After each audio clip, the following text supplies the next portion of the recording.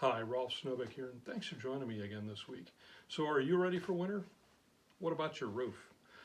In the last couple of weeks, I've gotten a lot of calls from building owners in Buffalo, New York, where they had 6 feet of snow, and they're frustrated because there's buildings collapsing, and they're trying to figure out a way to get the snow off the building.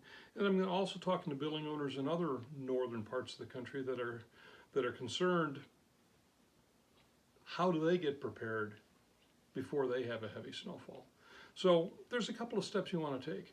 If you haven't already, it's time to get out and have a roofing professional take a look at your roof and make any repairs before the first snow.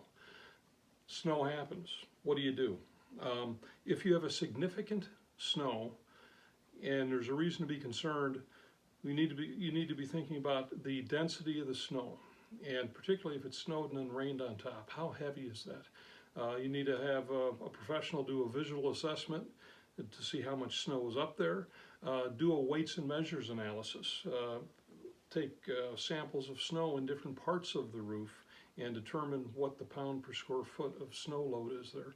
You may need to take that information to a structural engineer and have an analysis done to see if you need to get snow removed from the roof.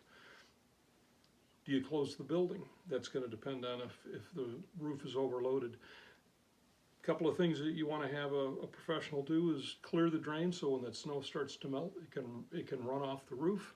And then, depending on what a structural engineer says, you might want to do complete or partial removal of the snow from the roof. The big thing is get professional help. Stay safe out there. And the thing to remember is the best time to prepare for an emergency is now, before it happens.